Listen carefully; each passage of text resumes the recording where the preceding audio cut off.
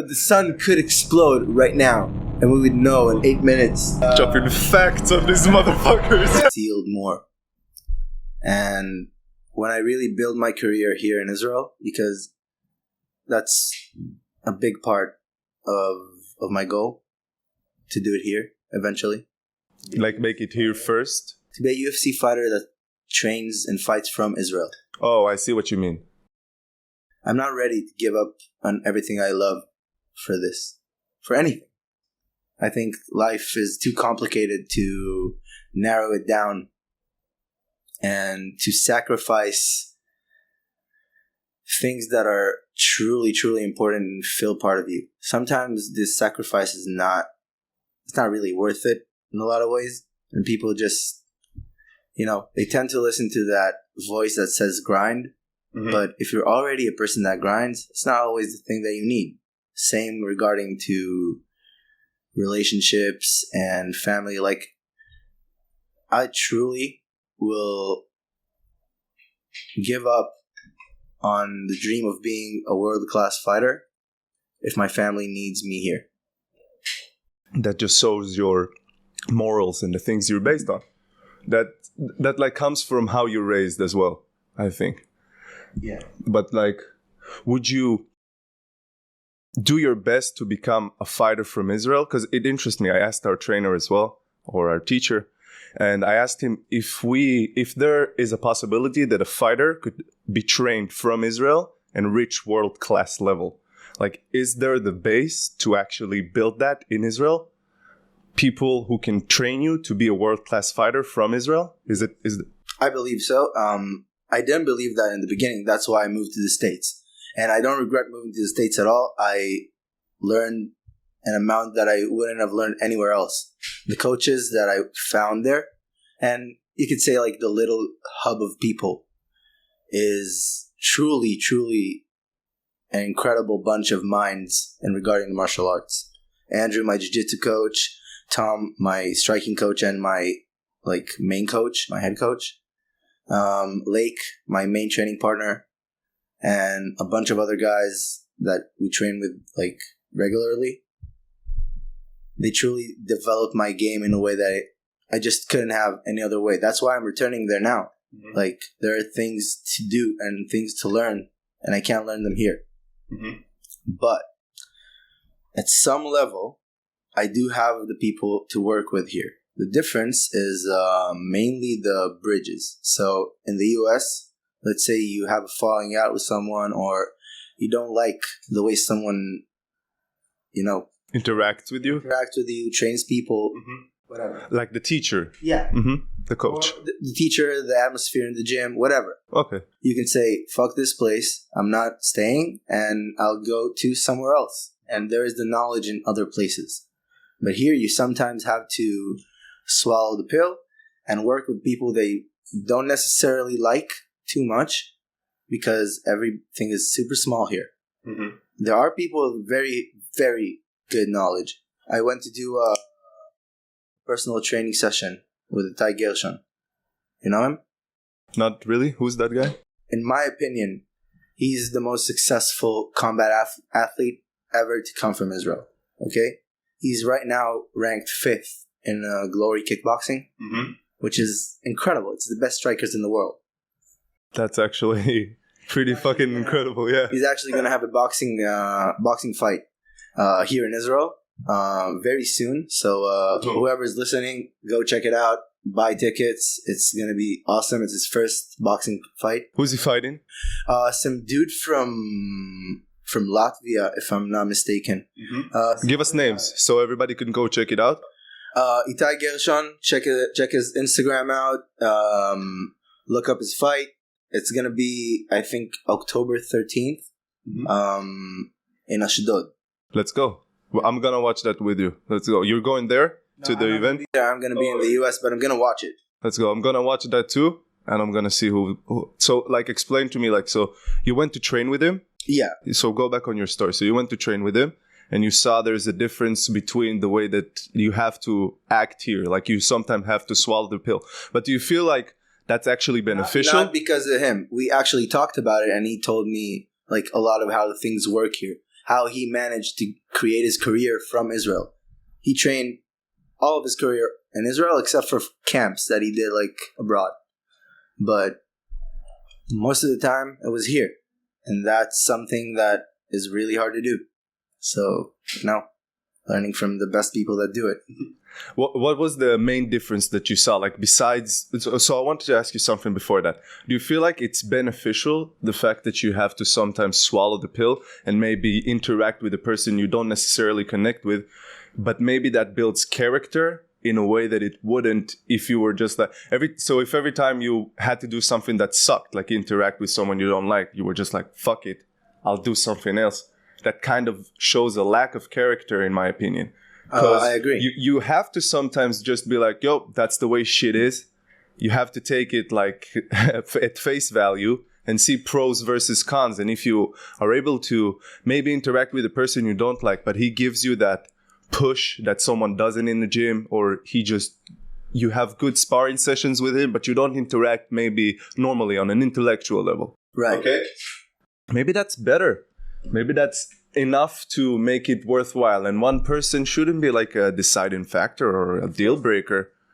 So I'm asking, like, what is your opinion on that matter? Like, do you think it's better? Do you think what's your personal experience? So I wouldn't say it's necessarily better. I think it is better to have some grit and not to just like fall out with everybody and be a jerk everywhere you go and fight with the coaches and all that. It's dumb because like you want their knowledge. That's why you came there. You experienced that? I saw people from the side that are like that, yeah, and now they're the toughest people in the UFC gym, So it's like... Maybe that shit worked out then. Yeah, but they're not going to progress ever,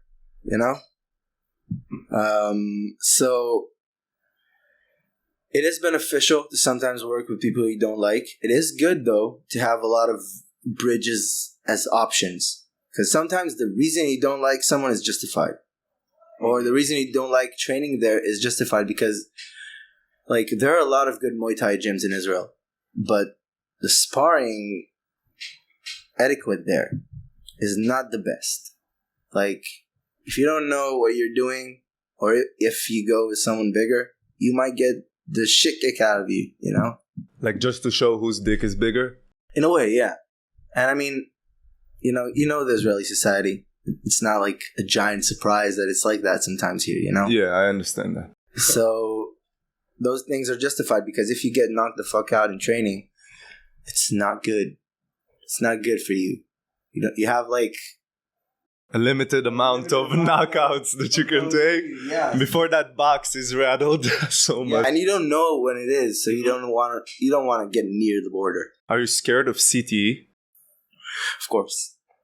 I think people that are not scared of it are dumb, like in combat sports.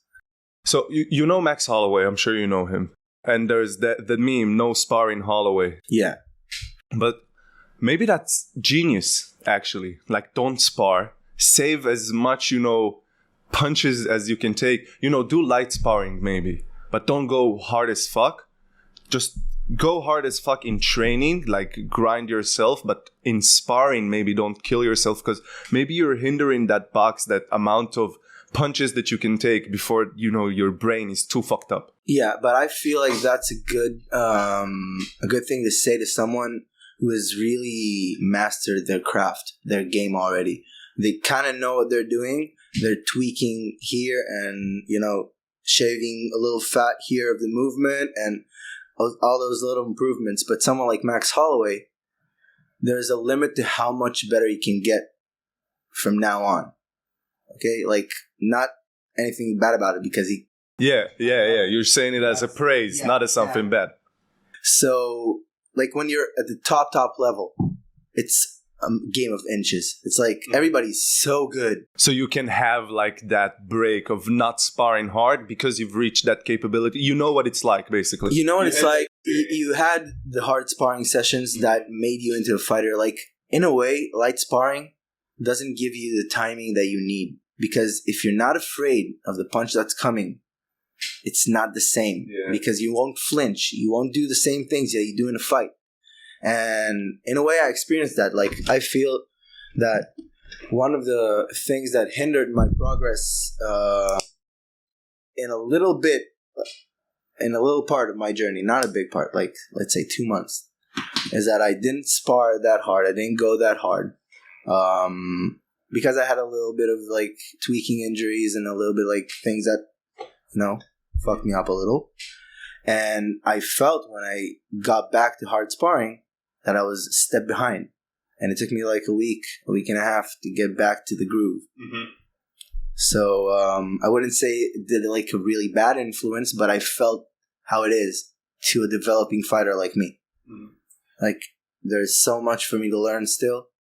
Of course. Need the intensity. How long have you been doing this? So you said January 2020. No, June 2020. June 2020. Yeah, that was the first time I stepped in the gym in X-Arts. And about 10 months into my training, I moved to the US. And what was the motivation for that decision? Learning more, like you thought you had the options? Yeah, I'm a US citizen, which is... Born? Yeah, which makes matters easier. Yeah. When did you move to Israel? When I was 2.5, then we went back when I was 6, then back here when I was like, I think almost 10. Mm-hmm. So you moved a lot as a kid? Yeah, a lot. Do you feel like maybe that's why martial arts was something that you were attracted to? Because it's something that doesn't matter where you're from. Like as long as you train martial art, you understand, you can speak with someone. I had like kind of this false notion of how martial arts work in the beginning. I just thought there wasn't any actual knowledge. So to learn? Like for yourself? Yeah, when I was a kid, the first thing I ever did was gymnastics. Mm-hmm. My mom, she gave me and my siblings a great gift of movement and body control by putting us all in gymnastics when we were very young. So we all developed that dexterity, that movement, that core strength. Mm-hmm. And when we moved on to other sports, it transferred there. Yeah, it transferred a lot. So the second things that I did was a bit of capoeira and karate. And I looked at that. I did some karate and I was like, this won't fucking work. I was a kid and I fight at school sometimes. People fight at school. This shit will never fucking work there. But not now. yeah, just like you need to be a strong fucking beast and or be clever and malicious and a little bit of psycho, and that's how you fight. That was my idea. That's good. The surprising factor. Mialoa kicking somebody in the face out of nowhere. I'm not sure if I pronounced that correctly. Mialoa kick. When you bend over and you do the arch from the heel. So kind of like a spinning wheel kick. Yes, but from the ground, like your hand is on the ground. Yeah, Connor likes those. Yeah, Connor. He did that on I think Conan. He showed that on Conan once. Yeah, he did that, and then a Seaver too. Mm-hmm. Yeah. So, what are your opinions on the UFC right now, on the situation there? Because there are a lot of cool fights. Kamaru Usman just got knocked out, which is incredible. 5th round, last minute. Yeah. We already spoke about that. What do you think is going to happen there? Third matchup, what do you think's happening? In the welterweight division? Between Leon Edwards and Kamaru Usman, of course, there's going to be a rematch. Kamaru Usman was the there pound should for be a pound. rematch. Kamaru earned his way to the top, and his place in the top, to stay. There's no actual, debate about him earning it. Of course, yes. Yeah, he was incredible for a long and he while. Dominated Edwards. Edwards had a good first round, but Usman dominated him 3rd, 4th. Yeah, he controlled him very good. He didn't dominate him in a way that made him not dangerous. And in the end, what happened. And that's because there are levels to dominance. When Khabib dominated by Barboza, he made him not dangerous. Yes. He made him not able to use his tools at all. Mm-hmm. So there wasn't actually a chance for him to get caught. Yeah, so maybe not dominance, but he outclassed him. He did. Definitely. But, Leon Edwards also said that because of the altitude, it was very hard for him his endurance, he was just not feeling his body. So it's interesting to see, if he was capable after being dominated, outclassed for 4 rounds. First round, he won. Everybody scored that for him. Yeah. And all the other 4 rounds scored for Usman, but he got knocked out. So, I think when Edwards is in full shape, maybe he will be able to show something that he wasn't able to show. And now he has that confidence as well. Right. So it's interesting to see what happens in the third matchup for me. Yeah, I think the most important thing is for Usman to take a while before he returns. Like, when you get knocked out like that, like when you're out for a while, it's not good at all. Like, you need, like, even if you feel okay, it's not always okay to be back. Like, you need to take time off sparring, off training. Like, I think I don't really know the medical research about it, but I think you're not supposed to train like 2 weeks after getting knocked out, like, and being unconscious for several minutes. Yeah, I think he came back pretty quickly, like 30 seconds maybe. I think, like, to be back, like, to know where he is, I think it took like 3 minutes, which is a lot. Yeah, I mean, it was hard. It was a good. Yeah. I was saying it was a good knockout. It was an incredible knockout, but it was like a bad knockout. Yes. Depends from the eye of the beholder. So I feel like he should take time, even if Leon has to fight someone else, even if he loses. Who the fuck cares? Like, he needs to take care of who matters most, and that's him and his family and his kids. Like, take that time off. Don't jump back in the pool just for the symbols. You know, the belt is a symbol in the end. Yeah, he says the belt belongs to no one. That's what he says. Yeah, it's not an actual thing. You know. Yeah, it's just a status. It's a status, but you know, people will live money. Their entire. It's great money. Absolutely great money. You know, he's doing a merch line right now. You know, after he knocked him out in the interview, he said pound for pound, headshot, dead. And now he has merch of that. Fucking great merch. Yeah. Okay, and now that was a great moment. Such a dramatic moment. Yeah, it was incredible knockout. No, now he's making that UFC money. Champions make a lot of money there. So, in your personal experience, like training and, you know, actually like surrounding your life mostly in martial arts, that's all you do right now, from what I understand, basically. Like, yeah, that's like falling in love with the craft. So, what is it like? Because I love people who know what they like and are solely dedicated on bettering themselves on a certain aspect of life. So what is that experience like for you? What are you aiming for right now? Fighting in America, right? The main aim is to get everything clicking together, because I feel like the level I'm at in some aspects of the game is very high, and in some aspects of the game it's almost untouched, because in 2 years there is like a limit of things you can know to work on. Yeah. Like, everything I know to work on, I worked on very well. But I learn about new things to work on almost every day. Almost every day I learn some new mental thing that I can, you know, that can make me calmer and more efficient in the way that I, you know, execute. Every day I learn something technical about my movement, about my balance. So I'm working all the time. I think that constantly shadowboxing. I see you can't stand like without move. No, that's incredible. Like, yeah, in a way, it shows that you actually love it. Yeah, I do. I truly love it. It hasn't been easy because, like we said, all the important fights I had, like the real fights. That's like, I had 3 real fights in the US, in my opinion, and they're all losses. All of them, I was, you know, performing good. I was never outclassed. Like, my first fight was fight of the night. It was like a year and a half ago. It was a truly incredible fight, but I lost the decision. Mm-hmm. Split decision, or what was the score? It was, I think some judges put it 29-28, some put it 30-27. Mm-hmm. I think one of them, like, 2 of them scored different rounds. So either 2-1 or 3-0? Yeah. Okay. But it was a really, really incredible fight. Mm-hmm. What's the bonus money for fight of the night there? Just out of curiosity, if that's okay to say, contract. Yeah, I mean, no, I'm an amateur, so it's not like actual money. Oh, okay. Only for the tickets, yeah. Okay. Like, it works a little different. You kind of give up the big money of getting like an actual, salary and an actual contract for not getting your contract tainted.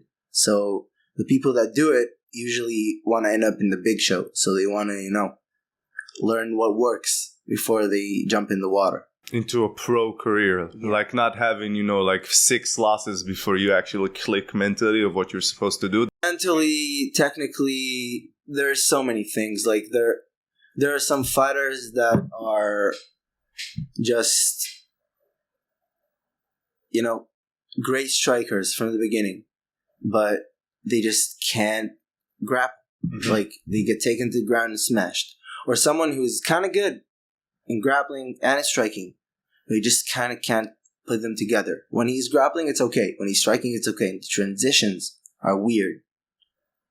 So there are so many things that you need to work on before you get to that level. And I believe that a long and full amateur career is the right step. You want to have a good career, yeah. You need the training wheels first, and I agree with you. First of all, in order not to have actually your record tainted, it's a very important thing. For you, like, mentally, to not have a loss on your career, that builds a different fighter. Like, look at Hamza Chimaev. Yeah. Like, do you think if he had a loss on his record, you could hype him like that? No, because his whole thing is I'm unbeatable. Yeah. Nobody can fuck with me. Yeah, and that's definitely an important thing. Yeah, he had his losses in wrestling. Everybody needs those. You need to lose in order to learn. But, when I'm talking about MMA, because that's what you're aspiring to fight in, right? MMA. Yes. So I'm saying, like, in MMA, it's especially important. Because in wrestling, you do, you do a lot more matches than 3 fights a year. Sometimes thousands if you have, like, a really long amateur career in wrestling, yeah. So you see, it's different. So you need that record untainted because you're able to progress your mental in a different way. And mental is very important. Yes. When we're talking about fighting. You need to have confidence. Otherwise, you would not trust what you actually know. And that's something that is very important. Yeah. So when you're in the ring, so you were talking about your fights. I want you to finish explaining me, run me through your fights. Yeah. The second fight, I got TKO'd, but I didn't really get hurt. I just got locked in a kind of a bad position in a mount with the legs behind the back. And it's something that I know how to get out of, but I kind of panicked after. What? How do you get out of it? You press the hips and you kind of bring your knee into the fight, like back in, like you're peeling off pants. You know what I mean? Yeah. Like sliding your knee in. Like, the moment you have a knee inside, you can make some room, make some distance, and maybe get up. The judge stopped it because he saw that as a dangerous position. Yeah, it's a dangerous position. I wasn't getting out of it like in an efficient way, and it was an okay stoppage. I just wasn't hurt at all. I see what you mean. And I did very well until the point that it happened. Yeah, like in the fight. That also builds your confidence as well. So I know, like, in a way that what we talked about in the dressing room after is like, we know that what we're working, like what the technical things that we're working on work. Like what we do work. It's just like, I need to not panic. I need to actually do what I know how to do. That's experience that comes with time. Exactly. And you've been doing it. So maybe it's also great that you're able to progress technically so fast, and all you need is the time just to experience what actually works and what's not. That's something that you cannot buy in training. You have to actually experience what works and what not. Yeah. And in 2 years, you cannot achieve what, people who fight in the UFC, who've been fighting for 20 years or 15 years or whatever that's like. So you need that time factor. But if you're able to progress technically in a high and rapid pace, that's a great position to be in. Yeah. So it's an incredible point where you are. It's actually, it's okay going like through the fire in a way. Like all my opponents had more fights than me, way more like training than I did in years, like more training. Like, my first fight was a year into my training. Like, I know people that trained for a year. most of them are not ready to take on a fight that's broadcasted on television. You know, it's like I worked hard to get to a position that I can actually fight those guys and not be outclassed at all. My third fight, I actually was leading a lot. Like the first round was for sure mine. I hit him way more than he hit me. Some things that could go in a highlight if I didn't lose the fight. And he was a big boy. I jumped 2 weight classes in 2 weeks. So holy shit! Yeah. So from what to what? The prior fight was 125 flyweight. 125 is 62. No, it's 57.8. I think. Okay. Yeah, something like that. It's the lowest weight class in the UFC. Strawweight. Phantomweight, featherweight. No, not featherweight, Flyweight, okay. Yeah. The second fight was featherweight. It was 145. So, the 145ers are very big. Like, people don't really, that's something people don't really understand yet in Israel. Weight cutting is a big thing in fighting in the US, in most places. And most 145ers are about Chuber's size. Yeah, 73 kilos, right? 75, sometimes even more. Like they cut down a lot. They're big people. What's it like? What's the experience like? Like fighting a giant guy.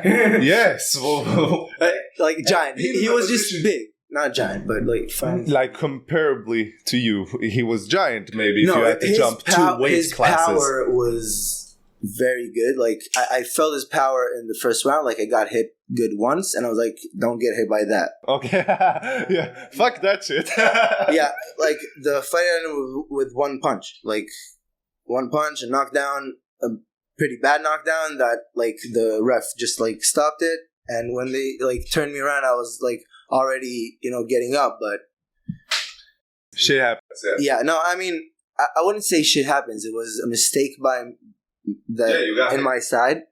I did like a pretty dumb mistake, but that's actually like a fight that really goes to show where I'm at, because I literally dominated the fight. I outstriked him I outclassed him in the striking. It was a very methodic fight, like the way I like it, when we were both kind of, playing that chess game, not like a brawl. Yeah. And one big mistake that is a beginner's mistake, which I am a beginner in a way, cost me the fight. You got hit. Yeah. In a dumb way. Like, I went for a takedown and got hit with an uppercut. Oh. So, like, the impact of going in as well. Exactly, yeah. Yeah, it's not the best. So, a justifiable stoppage, but you felt like you were able to bounce back? Like, no. That was a great stoppage. Like, no. Okay. He would have hit me a few more times. I love the fact that you acknowledge. And really hurt me. Yeah. Great on you for acknowledging, like, your mistakes. No, I mean, that's it. It is what it is. It's an important factor, but people sometimes, like you see, okay, Cody Garbrandt, for example, losing to TJ twice and saying, nah, he can never beat me. I'm better than him. He got knocked out. That's delusional in a way, yeah. So, like you see, like there's a point where you need to understand your mistakes. Otherwise, you're not able to grow. If you never make a mistake, then shit, you're perfect, but you're not winning. So if you're perfect and not winning, then you're fucked. Exactly. And I mean, I look at what I'm doing that is working, what I'm doing that is not working. I feel like a lot of it is the way I approach competition mentally. Like, I'm not afraid of getting in the ring or getting hurt or of the guy that I'm fighting. I'm sometimes even, like, I think I need to be more afraid of the guy I'm fighting sometimes. Mm-hmm. But I'm really afraid of fucking up the creation in a way. Making like you respect the craft so much? No, I don't want to say it like that. It's not like that. It's just like I want, in a way, because I worked so hard to get a perfect performance. Mm-hmm. And when I fuck it up, it fucks with my brain and with the way I approach the next steps. Like, a fight is made of moments, and the moment you step out of that, you're kind of fucked. You're gonna make a mistake. Yeah. So if you're thinking of what's going to happen after, yeah, if you're in the future or in the past, like you need to be here. Short memory, not looking forward. Just reactions. Yeah. Yeah. Kind of like, working with what you have in each moment. Mm-hmm. And that's a thing I'm working on, about getting more flow. And in training, I do it more because I don't really care about making mistakes the same way. But I think that now, like, I think I'm kind of letting go of that idea. So I'm happy about that. That's great. So you run me through what it's like actually like fighting a person, because that seems, I am a beginner as well, but have a lot of respect for martial arts because I do think it's a fundamental thing that every person needs to know. Maybe not into an incredible level like you aspire to be perhaps, but on a fundamental level of a lot of things. Because it teaches you perseverance and it teaches you, it's great physical exercise. There is a lot of benefit, okay? And it gives you confidence in being a normal person. Like if you walk into a room with 50 people and you don't know any martial art training, you have more anxiety than a person that is trained in martial arts. So it gives you some sort of a calmness, like mentally. That's one way I look at martial arts. So I feel like if it's something that is very good. And I fucking think that if you're able to reach a point where you're able to culminate like both your thought, being in the moment, and actually building into something bigger, maybe in a way like as a business, like yourself as a business, okay? You take it into two separate realms, like yourself as a business and yourself as a fighter. If you can mix those two together, which is what you're trying to do. Like you said, you're trying to build that perfect record and you're able to find that balance, you will reach greatness. Yeah, I wouldn't necessarily say I'm looking to build a perfect record. I'm looking to build a career and a path that is constructed with thought and purpose behind it. I will make mistakes in the way. I'm not sure that I'll have the perfect record even when I'm a pro. I don't look at it like that. The results don't matter that much. But I feel like as long as a person in his life is purposeful, is aware and purposeful, he's gonna have a good life. Like, we want what's good for us, and when we're not on autopilot, we usually do good. We better ourselves. Like, those last 2 years, I'm such a better person in every aspect. Just because I let myself,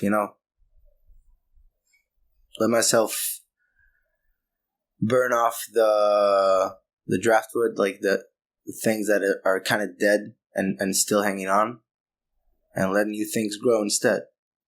And sometimes it's painful, but I feel like that's really the key to having a good life, and not really, succumbing to the suffering of it all, because, it's part of it. So, awareness, big thing, big one. Self-awareness is great, yeah. Not only self-awareness, but awareness, like, to what's going on, to being in the moment. As much as you can, like, we're human in the end, but I feel like when you choose where you put your mind, where your flashlight goes, then your life just is better as a consequence, and no matter what you choose to put the flashlight on, As long as you focus towards that. Yeah, as long as it's just not like going automatically, Like, I feel that a lot of people are in autopilot because they just can't, bear the hurt of living, which I don't really judge. I was in that mode most of my life. Like, most of my, not adult life, because I'm not really that much of an adult yet. Yeah. But most of my grown-up life, more grown-up, So I know how it is. That life is shit sometimes, yeah. Yeah, I feel like triggers are a big thing. Like, if you get the right trigger and you use it, you can get out of that loop, and it's awesome. You know? Like, I love my life now. That's phenomenal to hear. Yeah, it is. Dude, I was in a position very similar to yours. Like, where you maybe you think that you know everything. I not in a position like yours. I'll explain my position. Yes. I was in a position where I thought I know everything because I had the knowledge of what is supposed to happen, perhaps. Like, our trainer and Inon, he trains with us as well. He told me today, like, oh man, you box well for a guy who's been training for 2 months. But it's because I watched a shit ton of videos growing up, like legit shadow boxing in my living room. But I thought I know everything. And when I actually started training, I realized, Jesus fucking Christ, I don't know jack shit at all. At all. And it's funny to look at that and say to yourself, okay, you think you're a big shot, but no, there are levels to this game. You need to learn, you need to progress, and you need to put in the time, the effort, eat the shit, and enjoy it. Enjoy the progress. Because when you look at things from... Some people like to look at goals, and I do that sometimes, and I think that's something that is good to do to a certain degree, and I'll explain what. Like, I set myself a huge goal that I would like to achieve and break it down to small paths. But I'm so focused on the big goal that maybe the small transitions that I make are not as meaningful to me as what I'm searching from that big goal that I'm working towards. So the progress is something that sometimes maybe not as enjoyable as what you would think that it is. But learning to love the progress, and it's a skill as well, learning to love the progress is something that comes only with time and understanding that you don't know jack shit. Yeah, and it's also like... With everything. Like, the importance not of just it martial all arts. is just... Yeah, it's just a little... I feel like a lot of times in life, we get into a very narrow view. And when we get into that narrow view, the world, like, rises and falls on some little thing. Something that is not actually that critical and important. So, that perspective of not giving a fuck too much about anything. Like, it's all perishable in a way. Nothing will actually stay. In the end, no one will remember. And, it's all like a cliche in a way. Everybody dies, like that mindset? Yeah, but it's all a cliche in a way. Like, everybody says that, but I feel like understanding it truly is something else. I really strive towards understanding that thing one day. Because I feel like the people that do understand it... All right, so we were just talking about life, and you were explaining to me that you were working towards that spectrum and what you were doing with it, so go on from that. Sorry, brother. So, what I feel like that end of the spectrum is like the striving, the making of the spectrum push more to that side all the time in your own life, in your own, experience of this reality, because you only live in your head in a way. So I was talking about how simplifying everything as much as you can is I feel like the best recipe to have a good life. And I mean it in the beliefs that you hold. So simple beliefs that work with reality is kind of the thing. The key, in your opinion? Because I look at it like a map, So if your beliefs are just like, not that good, they're kind of wrong. Like your core fundamentals, that's what you mean? All kind of beliefs. Like, we only have beliefs. You don't really have knowledge,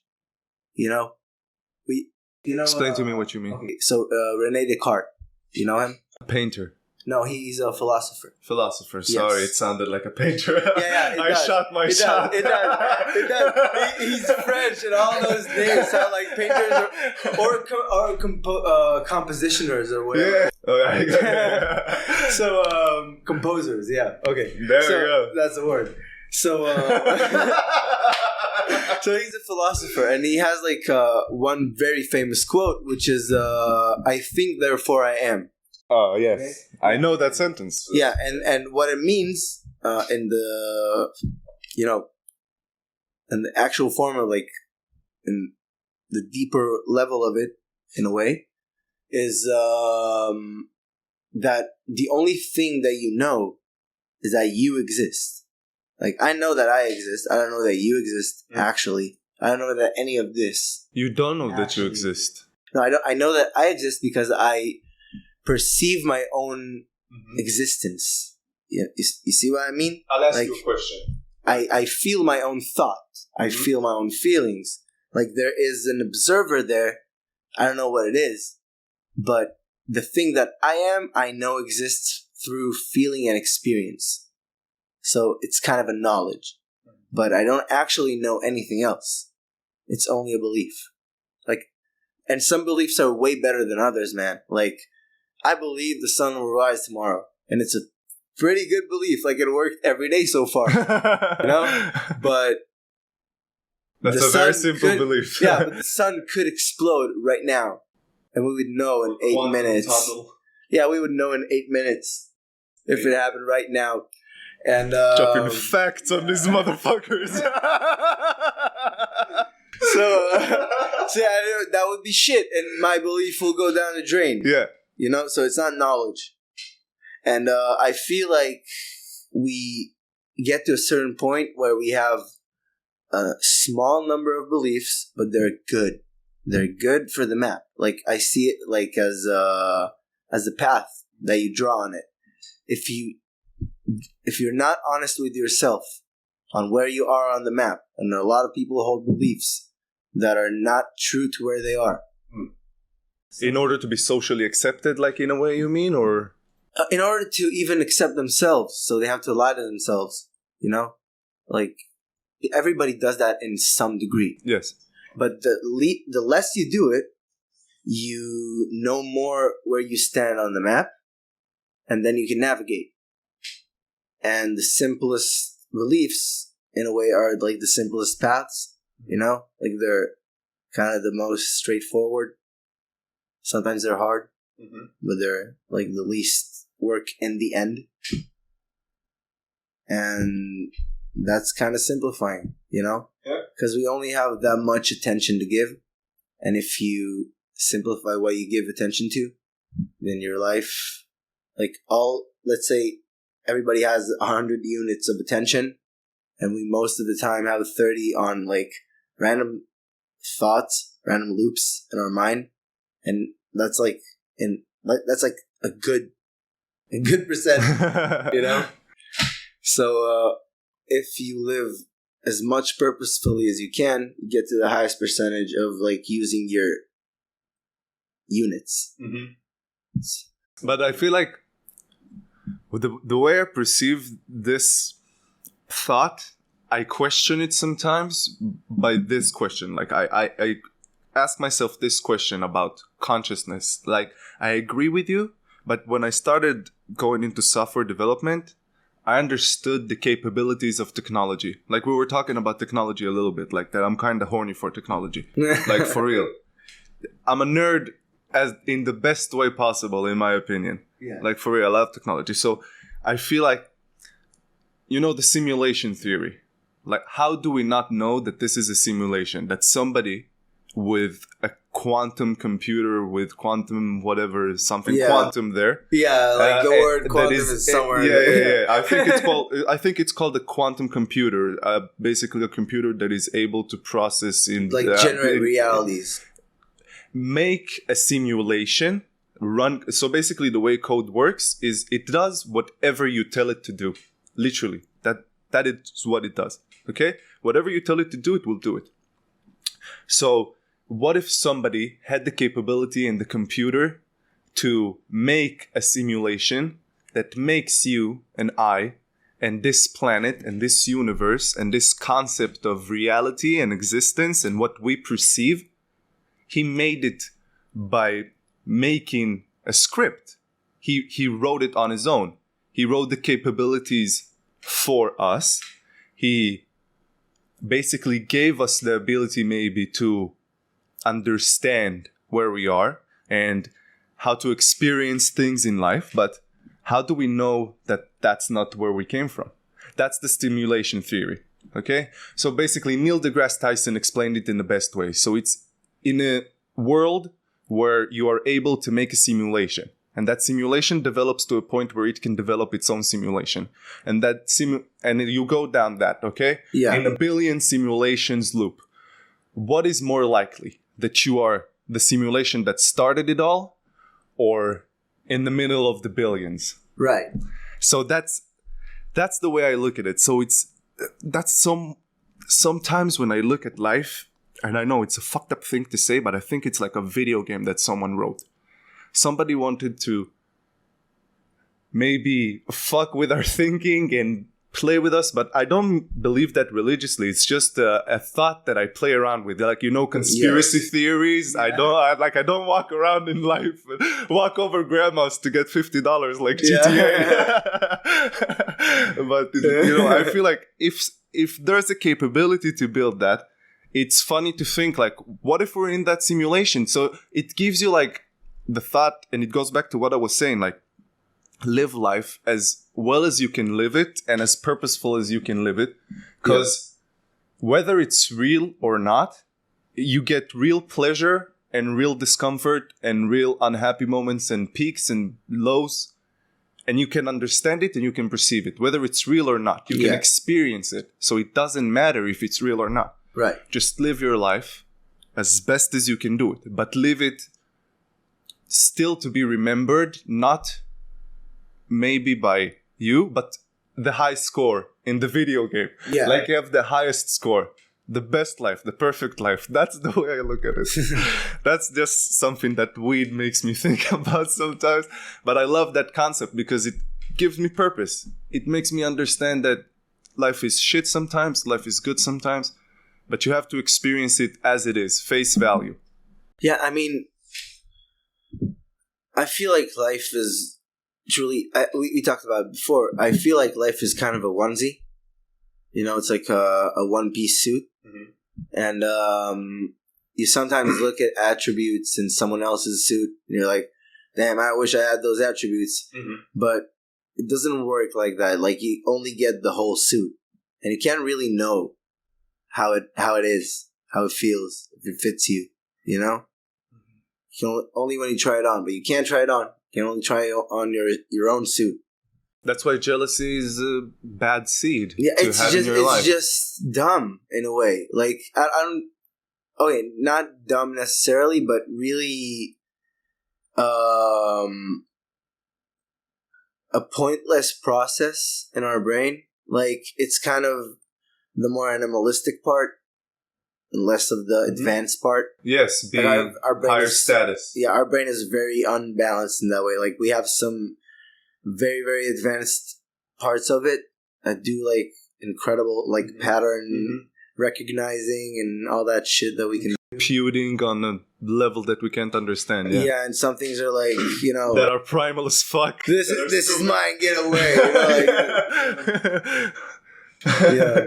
Yes, but it's good to have a mixture of those things because you need to be bound to where you came from. Those primal instincts are what developed humans to be where they are right now. They decide. Also, in the end, they decide. What, the human? No, like the most primitive parts of our brain, in the end, are like the last decision maker. The back crotch. Like, they're the king in the end. They're the king in the palace. Mm-hmm. They make the final decision. Mm-hmm. So, like, I feel like logic works its way to convince feelings and not the other way around. Mm-hmm. Like, feelings make it's a very simplified way of saying it, but, like, feelings make the decision in the end all the time. But if you go on your primal instincts and you are able to maybe mix in those computing capabilities that your brain has, and maybe take that same code, let's call it like that, take that same code and just tweak it a little bit into your benefits.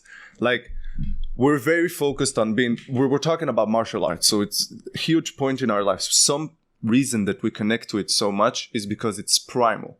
Fighting is primal. It is in our blood, it's in our DNA. Joe Rogan said this once. If you're strong, sorry, I don't want to fuck this up. 1 second, I want to remember the quote. If you're weak, you're fucked. That's what he said. So it's better to be strong. And he quotes this sentence a lot of times. He said, it's better to be a warrior in a garden than a gardener in a war. Yes. Right? So you need to... That's one of our primal instincts, like fighting, being the top dog, being the alpha male. I don't know if that's a real thing, alpha males or not, but it's something primal that connects us to it as well. But if you are able to also look at it as something that is able to progress you as a person, you're able to learn about yourself so much while you're doing martial arts.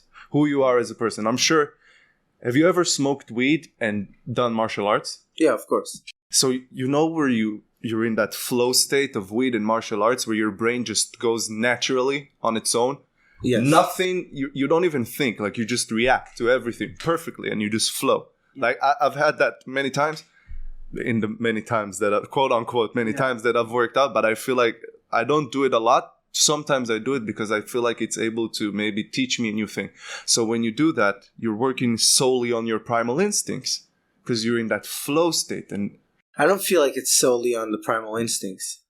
I feel like the primal instincts are the thing that you kind of come with, and some of them have their benefits, like putting your hands above your eyes when something is going to hit you. Is kind of like a good way to keep your vision as like a first line of emergency, but it's dumb for fighting. So you need to tweak those instincts and change them. And you can't do it like completely ever. So I feel like in anything, doesn't matter how good you are, you can have a really, really, really, really bad performance in whatever you do. But if you're really good at it, you can also have, a really, really good performance, which someone who is shit can't.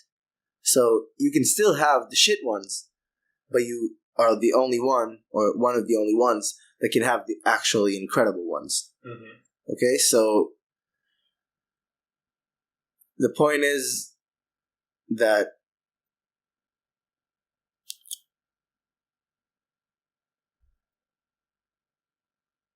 getting better at something is like, it's conditioning your instincts and your thought to be able to process that faster information slower and slower in a way, seeing it in slow motion. But that's the tweaking of that code as well. Yeah. Like what we said, taking that primal instinct and adding it just a little bit, like what you said, like covering your eye. Yeah, but if you resort to your primal instincts, it's bad. Like you always, in a way, what you... So you think like the tweaking of the code and making it better is not just the primal instinct in a better way, but as a different thing. I feel like it, like that tweaking of the code, I still call it the primal instinct. So I feel like we're talking about the same thing, we're just calling it in different names. So yeah. Yeah, what I think is important to understand is that only after many, many, many years, like most of your life, if it's like, let's say Dolan, he started training when he was very young, he's now, I don't know, 30 something? Yeah, something like that. Mm-hmm. So he trained most of his life. Mm-hmm. So now it's kind of part of his instincts. But like, let's say someone like me, who is kind of good, like I'm pretty good, you know, especially in the gym, but but I'm kind of good. And when I slip punches, when I have good head movement moments, when I, react very, very well to something. As you should. Yeah, exactly. It's still not pure instinct. And I feel like to get to that point, it's a lot of work. And sometimes you never get that point, Okay, I understand. Yeah, you always have to keep that, little bit of, of Thinking in the moment. control. It's like, I feel like life is kind of like being, in a boat at sea. Like rocky points at some No, you time. can't like control the ocean itself. You can control like the boat as much as you can, Like you succumb to a higher force at some point, at some degree. Exactly. And the less you can succumb to it, like the further you can go. That's like kind of being in control. And the more you can control the boat. Yeah. So I feel like that really applies to fighting and martial arts. Really, really applies to it. And to the way that, I see the development. And it's something that puts me also in perspective when I see fighters, sometimes in their worst moments. Like, I know that it's even what we see, okay, that's something that people don't really understand. Even what we see is not the best they are. Like, weight cutting is an issue in our sport, and we get them a little bit diminished when we see the pay-per-views. Mm-hmm. Like, they dehydrated the fuck out of themselves the day before. Yeah. Like, it's not healthy. It's not good for you for a fucking cage fight. It's not good. No fucking liquids in your brain. Yeah, it's not good. Like, even if it goes smoothly, like my 25 cut went smoothly, it's still not good. Like, I was still diminished. Even if I didn't really feel like that, like, in the front of my brain, like in my conscious, part, but in the unconscious and other parts of functions in, like, my reactions and stuff like that, it must have fucked something, like, and also my opponent, like, everybody that cuts weight like that. What do you think would be a better way to do it? I feel like you should have weight classes that are like a range, like every 10 pounds. Like, yeah, like let's say 140 to 150, and you can come in at like 147, and the other guy comes 149, and you're all good. Like, if you're not diminished, those 2 pounds don't actually make a difference. It only makes a difference once your brain is like out of fluid. But people will still cut weight to make it between that range. It just gives you a better time to fuck up. But no, they're gonna be dumb and die because you're gonna weigh the fighters right before they get into the cage. Oh, exactly right before they get into the cage. They step on the weight. They're like, okay, 147, he can fight. Gets in the cage. Why not just fight your natural, that's what I mean. Physical weight? Exactly. Oh, so like that being in your primal. Yeah. So how would you like check that someone in his walking around top physical weight? Because you will like make hydration tests. No, you will make an incentive to do it. Because if you cut weight and like weigh in and go to the cage immediately, then you're gonna lose for sure. Like, even if you are a bigger guy before that, you're gonna weigh the same as him, but because of water, you're gonna be dehydrated and you're gonna be thin and like drawn out.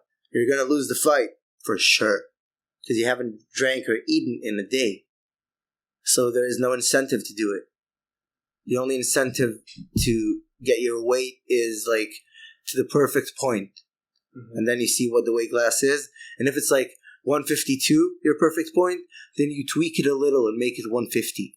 So you can make that weight. And that's okay. Mm-hmm. That's not a game changer. Mm-hmm. But cutting weight is pretty bad. And that's kind of a way to like, But that might have a position on the sport that you have like so many belts like in boxing that you just cannot follow it. Like maybe it's good to do it like if you're not trying to build a sport, like, but trying to find the actual best martial artist in the world. That's the way you do it.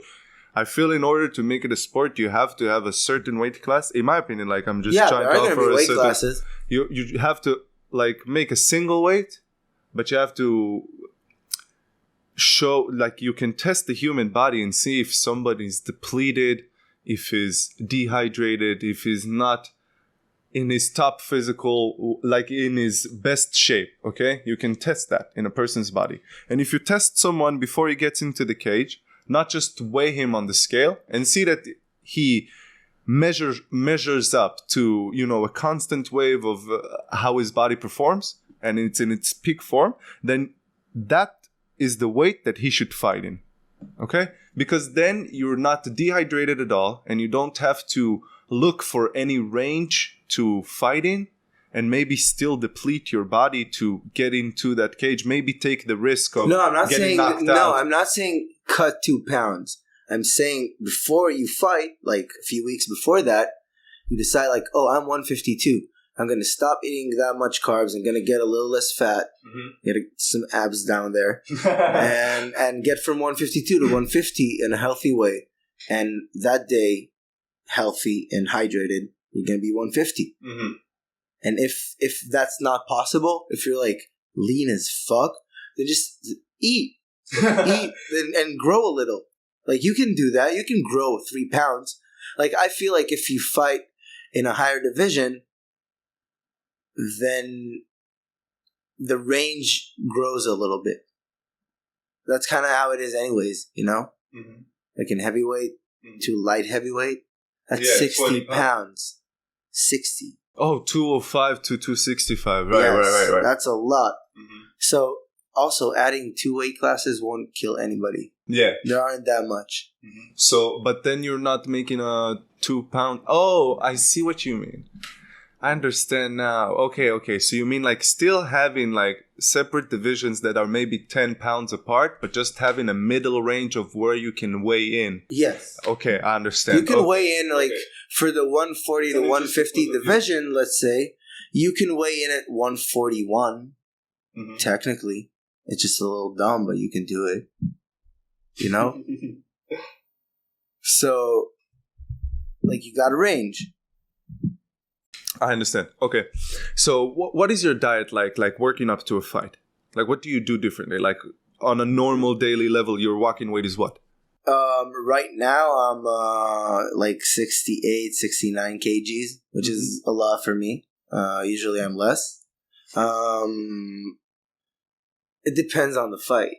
Like leading up to my 25 fight, I had a really strict and really lousy and unsatisfying diet for 2.5 weeks before the fight.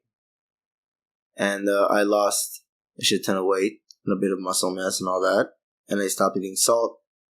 Not completely, but like not seasoning my things in things that are very high in sodium. Because it holds on to water. Yeah. And the week before the fight, I did a water load, which means that I drank a lot of water, like way more than most people do, and it flushes out all those minerals. And then when you cut the weight, the water doesn't have anything to get held by, so it just pours out. And then I cut the weight, I made the weight, and when you eat, like after that, your body balloons up, so you get way bigger really fast. So that was Patty the Batty. You see the memes about Patty? He fights ripped as fuck 2 weeks later. Holy shit. Yeah, but it's also it's you look more fat than you are. You're kind of bloated when that happens because your body like just sucks up the salt and sodium, and like, oh, we had like a shortage of that, so we'll hold on to as much sodium as we can, and it's all water. It's not actually fat. It's just water that loaded up in all of his organs, in his face, and everything. Like you see his belly when he's fat, he still has abs. Yeah, dude, look at it. It's all bloating. Look at this. No, but this is like when he's ripped. Like when he's fat, like fat, quote unquote, he still has abs on that giant belly. Really? Like, yeah. Like so you only have to. No, it's water. It's like it's bloating. And fat. It's also fat. It's also fat, but not as much as people actually understand. It's like not. I feel like maybe it's if your body is actually like conditioned and you actually have muscles and you're in a good physical form. But if somebody never trained a day in his life, I don't think that's like you have a lot of fat stored there as well. Like no, I'm talking about Patty specifically. About fighters, how it works. Okay. Like the week after my fight, like the 25 fight, I walked in the gym and my coach Tom looked at me and he's like, "You look fat." And I'm like, That's the first time ever that anybody said that to me. But I looked in the mirror and I did look fat. Like my face stored up water. I was like, I was just like ballooned up, and my arms were so thick. Everything was just like thick. Okay. You know. So it happens because of the weight cut. So when you're leading up to a fight to 125, you're basically like depleting your body. Yeah, I'm not gonna do it until I'm gonna reach the high levels again. It was an experiment to see if I can make the weight and fight, and the experiment about the weight at least went successfully. So we know I can, and we'll save that in our arsenal if need be. But right now, fuck that shit. I want to be heavy. I want to fight at featherweight. Featherweight is 145, right? 145. So yes. You're going to America now. What's gonna happen there? So what are you going to do? Run me through your game plan. There isn't a specific one. I'm gonna get back to the gym, get back to that pace. Learn a bunch more grappling because I kind of got the hinge grappling lately, and really progressed in that manner. Way better. And use that, develop my game, fight when there's a good card to fight in. Not necessarily even King of the Cage, but maybe it will be King of the Cage. And see how I progressed, how I can handle the situation now, you know? After I, analyzed it a lot and came to the conclusion that that analyzing is not the best thing. And, I'm a lot, more centered. And I'm kind of less attached to the outcome. Like, I just want to go. And there are two things that I can control and that are important to me. And that is my preparation for the fight. If I'm, fulfilled and, content with the way I performed in the preparation and how it went, that's one. And the other is doing the best I can in every single different moment, in every bite, of the fight. As long as I do that, those two things, I'm okay with anything that happens. That means that if I get beat, I get beat by someone who's actually better than me or did a technique that is just good for him. But that is the state I come into fights. As an amateur fighter, how does promotion for your fighting go? Like, do you have to promote your own fight? Do you have to? Is there a promoter going? How does that work? Yeah, so basically through Instagram, Instagram stories, selling tickets in the gym to all kinds of people that want to come to the fight, asking other people, to bring their friends and all that. It's tickets. It's not pay-per-views. No, it's tickets for the actual event. The fights themselves are in a cable channel, and they're broadcasted there live. And after that, we get the disc or the actual footage of it only months later. Yeah, it's not even a disc. It's on Pluto TV. So you have King of the Cage events there, and they uploaded now. I think the event before my first fight there, which was a year and a half ago. So they're very slow on that. Jesus Christ. So you can't even see your own footage? No, I have people that, took footage of the fight from the side. You can see everything. So I learned and studied my fights, saw the good things, saw the bad things. And basically what you do with your fights if you want to actually get better. Some people just shy away from bad fights they have and just don't watch them. And I'm like, well, you're living in a dreamland, and that's not good in our sport. In this sport, in martial arts, who is the GOAT in your opinion? Wow, it's it goes through a lot of levels. So there are some. One aspect of it, in my opinion, is knowledge in the sport. In my opinion, the greatest in the counts of that is John Danaher. He's an incredible coach. You know him? Yes, of course. Yeah, so... The jiu-jitsu master, Jiu-jitsu, Gordon MMA, Ryan, MMA, that everything. entire camp. He worked with GSP. He's an incredible mind of the game. There are a lot like him, very, very high-level minds of the game. They can't actually perform, though, all of that since age and crippling and whatever. The other aspect is the level of achievement and technique and, you know, the level of actually performing the martial art, which in my opinion, there are two contesters for that highest level in MMA, which are Demetrius Johnson, Mighty Mouse, and John Jones. I feel like John Jones is an incredible fighter. It doesn't like... I'm not looking at all of the other aspects. I'm talking like performance... Strictly fighting. Yeah, what he's done in the cage. He's an incredible fighter. Yes. So both of those, I don't really know who to pick between them. But yeah, I feel like it's a little bit of a different game. Like the lower weight classes and the higher weight classes play a different game a little bit. And that's kind of why I probably have those two. Because I can't really compare the way they fight. They don't fight the same kind of human in a way. No, really. I'm serious. It's not really the same. It's giant people. It's different. They move different. So like there you have the like pound for pound talk. In a way. I feel like it's a little bit dumb, but yeah, in a way. Did you see that Kamaru Usman got dropped 3? He's 4th right now. Alexander Volkanovski, top of the charts. I can see that, but I mean... Volkanovski is amazing. He is, his performance is just, oh my god. Yeah, but I don't actually think the pound for pound list is a thing. You know, why not?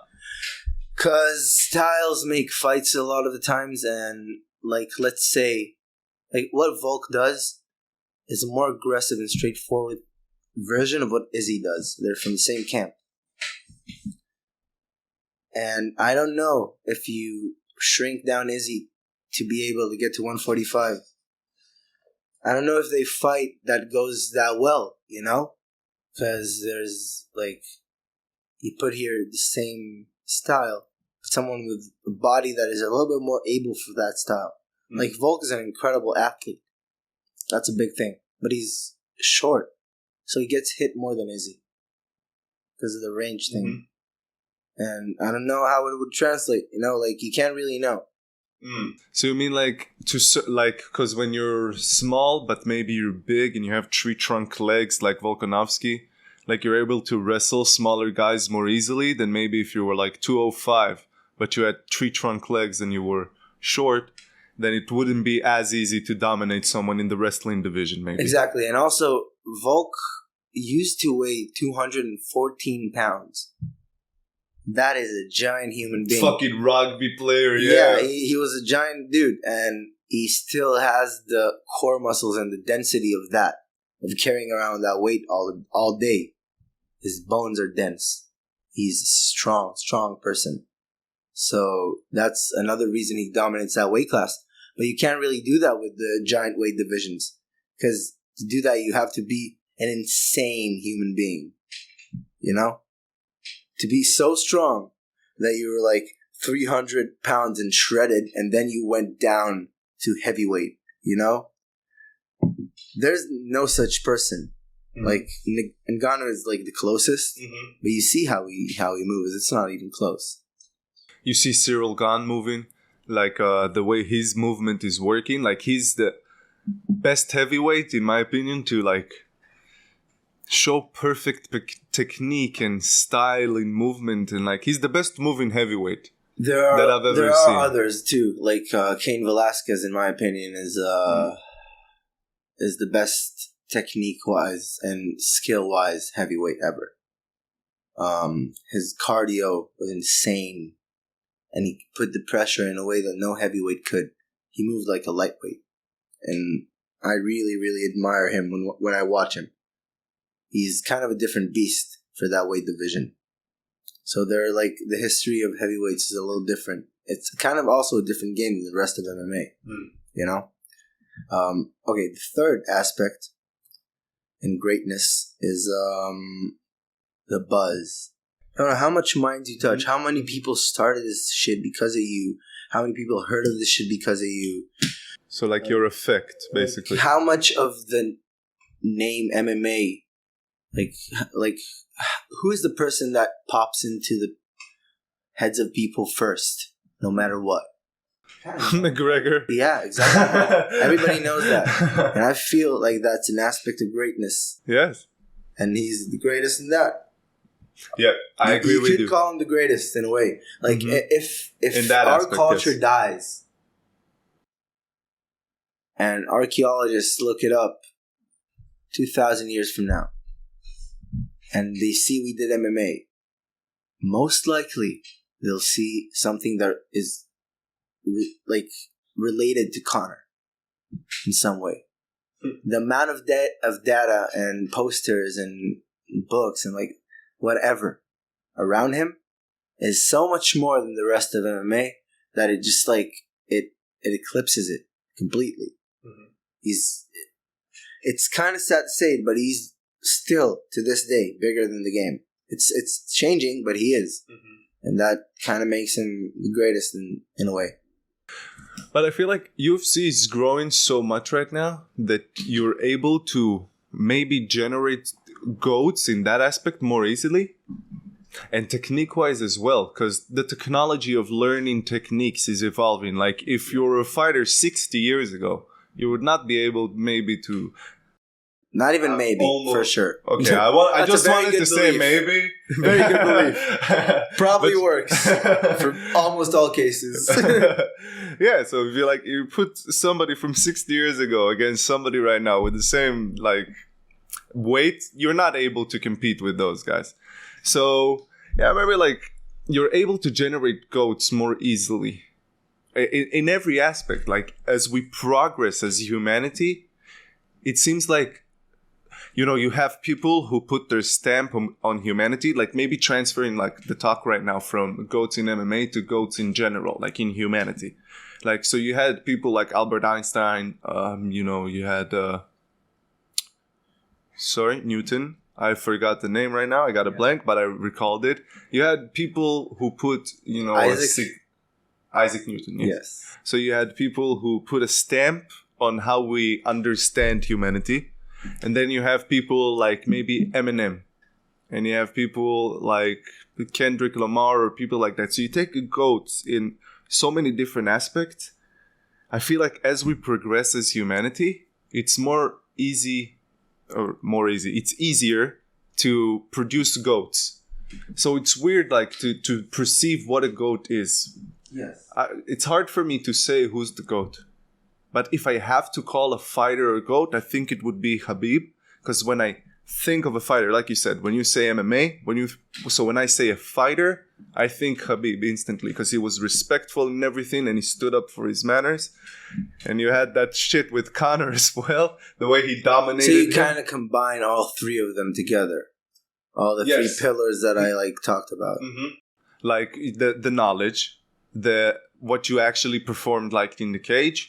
And the touching of mind. Yes, exactly. 330 million people in Russia were backing up Khabib, and that's only from Russia. A lot of people know him. He's influenced a lot of people to get into MMA. You see that in the amount of Dagestani fighters that are getting into MMA, and they're fucking good. They're very, very good. Who's the most interesting fighter in your opinion right now? In what aspect? And technique-wise? This guy is fighting. When I say there's a fight tomorrow, who do you picture on that card? What is a fight that you want to see right now? There are a few fighters that I really, really like to watch. I really like when they fight. One of them is Sean O'Malley. He's... Piotr Jan.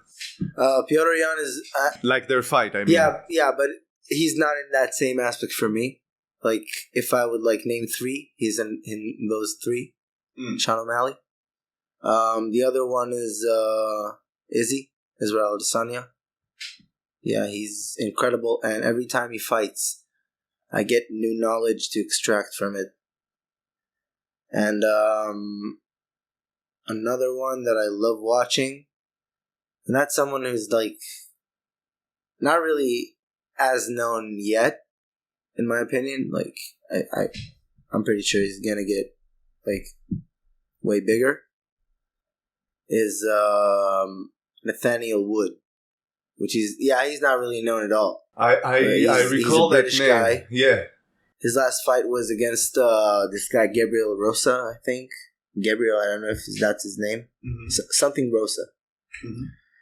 And he just moves beautifully. His in and out motion is great.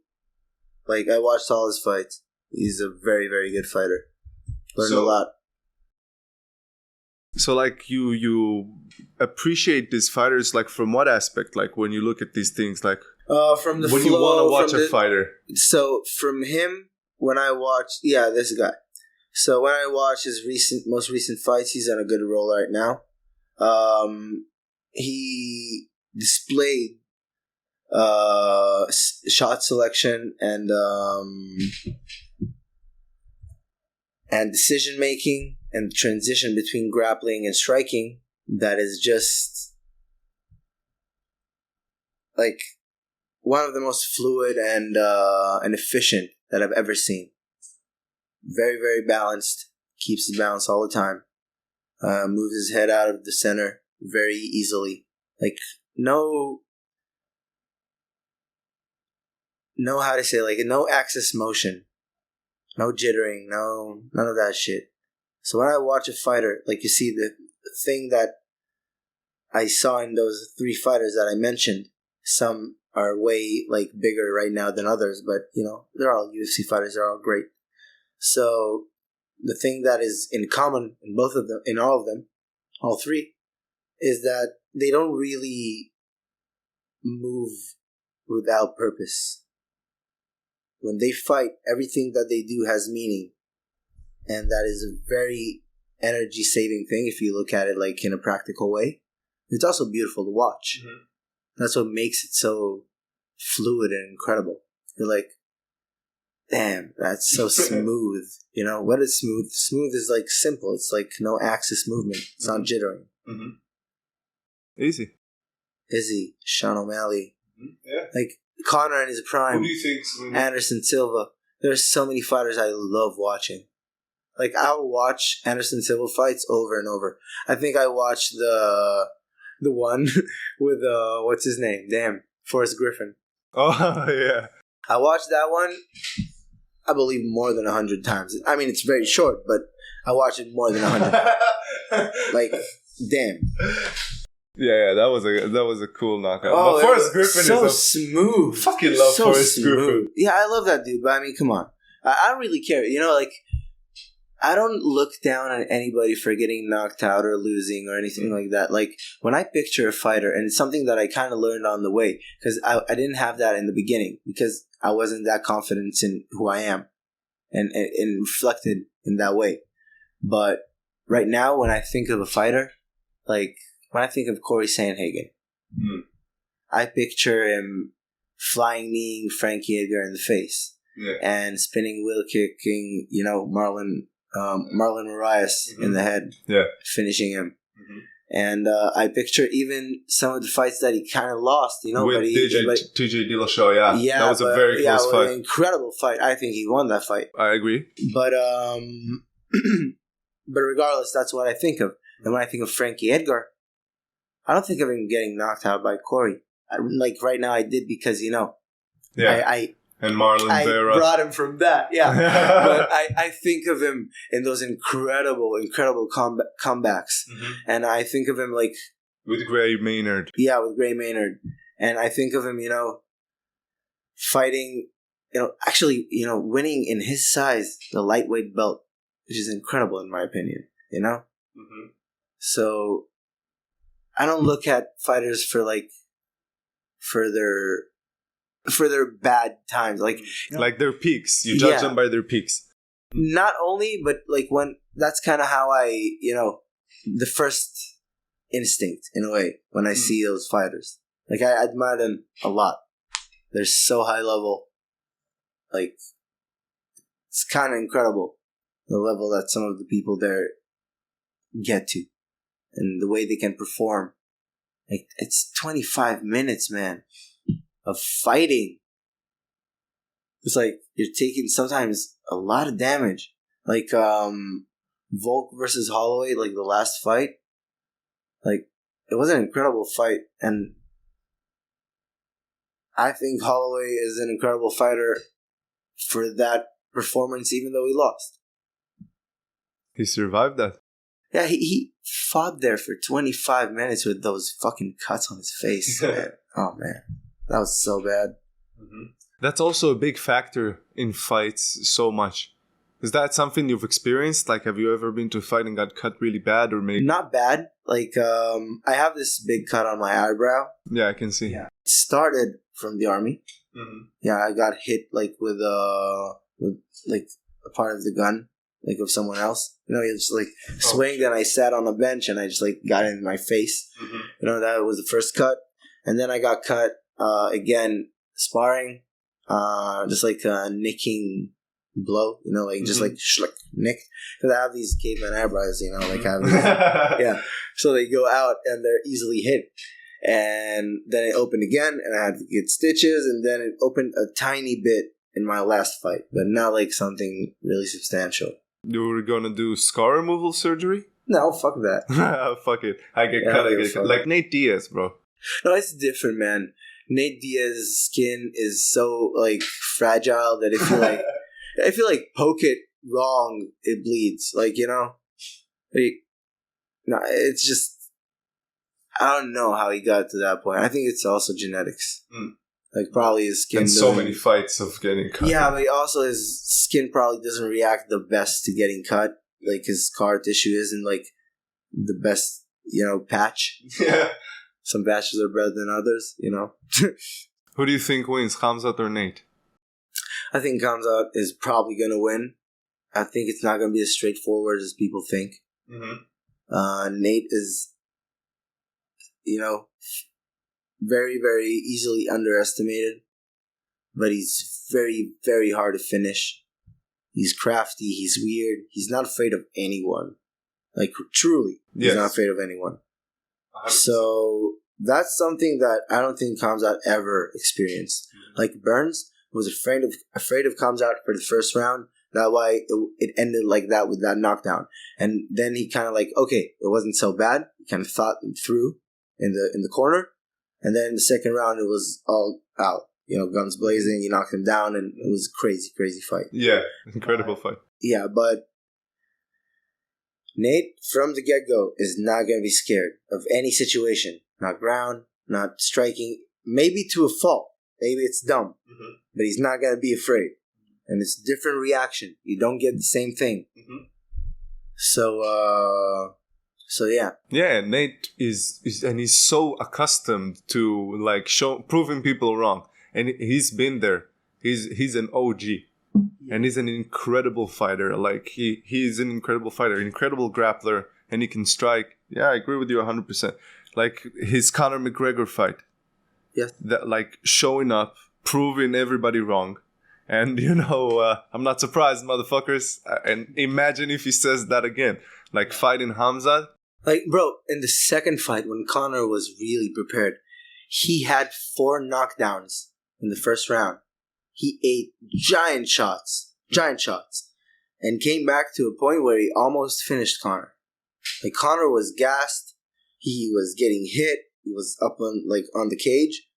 It was a very unorthodox fight for him, like a really dog fight. Both of them bleeding and, you know, getting cut and getting hurt.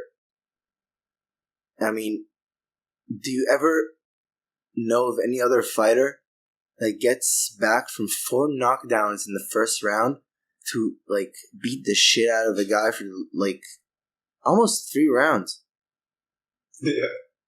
No, Nate Diaz. Like, most of the reason that Conor won the fight is because he got a 10-8 on the first round, which he justifiably did. But the other 4 rounds were crazy. And Nate Diaz probably won 3 of them like in a regular score. But it evened out, because of how it works. I feel like Nate, when I saw that fight like 6 times, and I saw it twice, thought Nate won, saw it again, thought Conor won, and I kind of go back and forth on it. I think Conor won because of the first round. Like, you can't take that away from him. 4 knockdowns in one fight is incredible, even if they're not in the same round. But when you see Charles Oliveira, he gets hit and he goes down. But he finishes people. I agree with you. I understand, but I'm saying like, if he gets hit 4 times, but he's so good on the ground that it's something like, okay, I get hit, but I choose to go down at some point. Nate Diaz is not scared of going to the ground, and I feel like that's why maybe sometimes he's like, okay, I got hit pretty bad. Let me just not expend all my energy to try to survive on the feet and maybe wobble, but let me fall to the ground. And like Charles Oliveira does that so perfectly, just lays back with his legs like that. And maybe it's part of his technique. Like, I don't know. So like when I saw that, I was thinking of that. Like, yeah, it wasn't bad knockdowns in a way that is like, almost finishing him. But they weren't knockdowns. And I mean, in a decision fight, how I see it, I don't really like decisions that much. Unless it's like really straightforward and like, what it would have happened if it would have continued. But I mean, it's just me. It's not like can actually like, I don't think that anybody that doesn't have that opinion doesn't see the game right. But I feel like decisions are like fights that didn't end really. And the way that I could score it the best, if I could, is through like a graph. I picture like a graph of kind of like what you have for earthquakes or for heart monitors and all that. So you have like this 0 line, right? And each fighter gets like one side of it. And each pulse can be like big or small towards some fighter or towards the other. And when the fight ends, like let's say the sound looks like that, okay? Yeah. So when the fight ends, you calculate how much is in the bottom and how much is in the top. Like, who accumulated the most score, basically. Yeah, exactly. All the way. Who had more moments of the fight that were his like direction and how far his direction it was. Because if it was a huge way his direction, like if he almost finished the fight on the feet with a knockdown or on the ground with like a submission, like Ortega versus like Volkanovski, that should be scored hugely. I think Volk should have won exactly like he did. But it does have to have a giant score. A giant score. Because he almost subbed him twice. So that graph his way, that graph went a lot his way when he was holding that submission. Until he wasn't, and then the graph went back to Volk. But not as tall, though. He wasn't as close to finishing him as he was close to finishing him in that situation.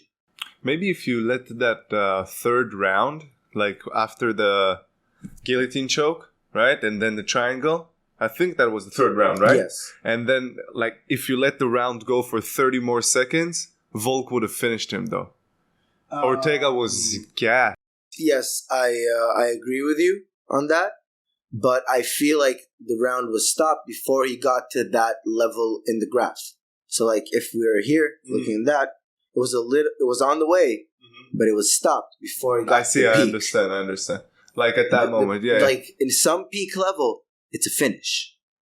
Like anywhere the graph goes, it's a finish at some point. Yeah. That's why giving it to 3 people to judge is stupid. Like, how are you going to give 3 people a way to judge a fight? Rogan had like the best idea about it. He's like, let's get like a few thousand people, a few hundred people that really know about the game. Like, they should take like a test, to see how much they know about like different things. They don't need to actually fight, but at least know what they're watching, ground and standing. There are a lot of fans, a lot of analysts, a lot of breakdown people who are very, very good at that shit. Like, Lawrence Kenshin? No. Like, he has very good videos, like breakdowns of striking. You should watch it. There's like the modern martial artist. I don't remember his name. But he also has very good breakdown videos of boxers, of kickboxers, sometimes wrestlers even. And I feel like those people, like all those hundreds and thousands of really true fans of the game that know a lot, if you give them the fights with no commentary and have like a camera watching them like in quizzes, you know, and pay them like $200, like something dumb, they'll do it. They'll score the fights, and the score will be very, very good because 1,000 people decided. I believe that shit. If 1,000 people that know what they're doing decided, I buy it. Even if I don't agree completely, I'm like, okay, 542 people decided to this one, and 468, 58 and 58 decided on this one. I agree with the, with the latter. I agree with the less, but whatever. Yeah, it's like so many people. Yeah, I get it. Okay, I can't argue with that. Yeah, I can't really argue with it. So I will accept a decision that is like that. Yeah, that's a great way to fucking do it. $200, just get people to do it and get the most genuine score that... Bro, and if you have a draw, oh my god. That's an actual fucking draw. Nobody knew. No, that's a win by like really, really close. Damn. Yo, bro, there are gonna be incredible fights. I'm really excited about Oliveira versus Makhachev. Oh, that's gonna be an incredible fight. And Izzy versus Pereira. Yo, let's go. Putting Izzy up to the test. But I feel like in general, people really underestimate him. Like they don't really understand how good he is in a way, because there are some arts that have levels of understanding. You know. I feel like in fighting or in like sports in general, if you understand the sport more, it kind of becomes slower to watch.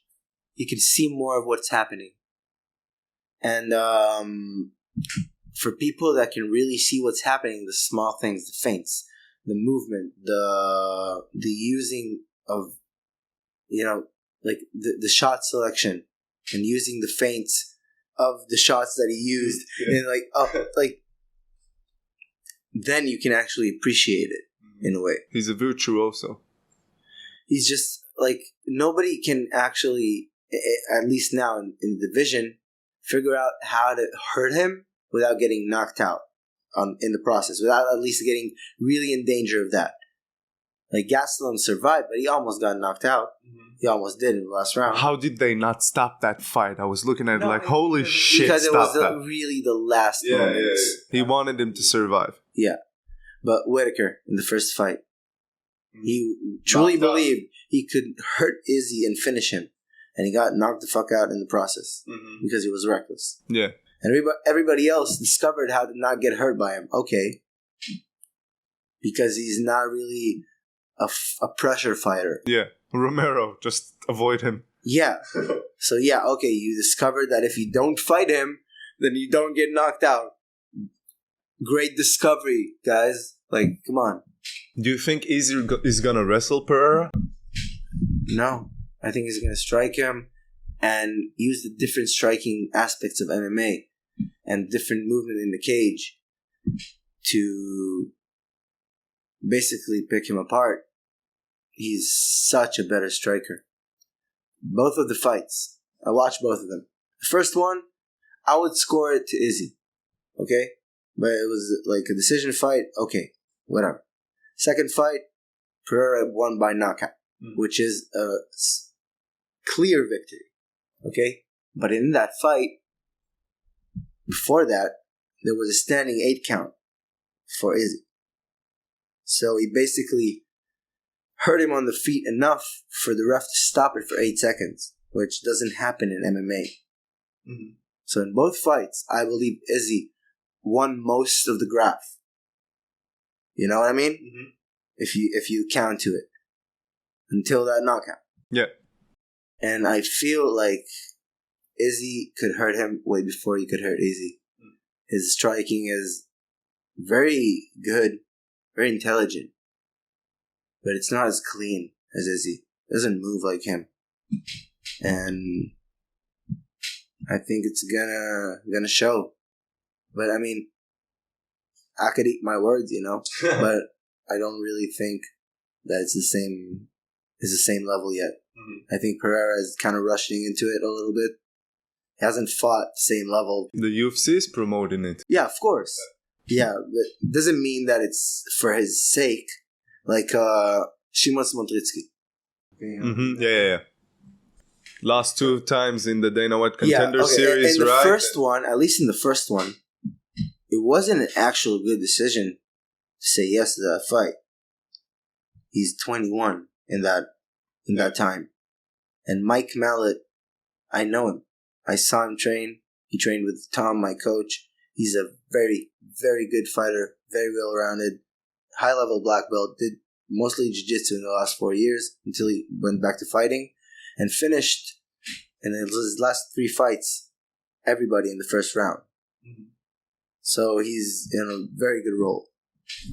And that was not an even fight. It was not. The UFC just needed someone with a hype to give Mallet so he can get through the Contender Series and have, people wanting to watch him. And it worked. He finished him in 40 seconds. And people wanted to watch him. So the trick worked. Yeah, that's what they're doing with Pereira and now Adesanya. And if Izzy knocks out Pereira, they have a new star as big as Conor. That's what they want. So they bring him as fast as they can before he can develop skills that could, be enough of a factor to win. Because his power is incredible. If he's a good grappler now, if he's a good wrestler, that could work very well. He's a big dude. He's very long. But if Izzy gets him before he gets to that level and beats him, then you got yourself a star. And if he beats him not substantially, you got yourself a rematch. So they get what they want anyways. What do you do with Izzy after, if he beats Pereira in a decisive manner, who did they match up to him? I think he's going to go to light heavyweight after that. What do you think about Makhachev and Oliveira? I feel like it's the time of Makhachev. But I don't mean Makhachev will defeat Oliveira. If I have to decide, I go 51% Oliveira, 49% Makhachev, just because of the expertise in grappling. The finish factor. Yeah. Oliveira is a master finisher of fights. That's okay. So this is something John Danaher said, I think, in a podcast with Lex Friedman. So he said that there are 3 eras of fighting, 3 big eras, that if you give him a fighter that controls all 3, he'll give you a fighter that wins 95 to 99% of his fights. Okay? So those factors are, those things, they're controlling the pace of the fight. How fast it's going.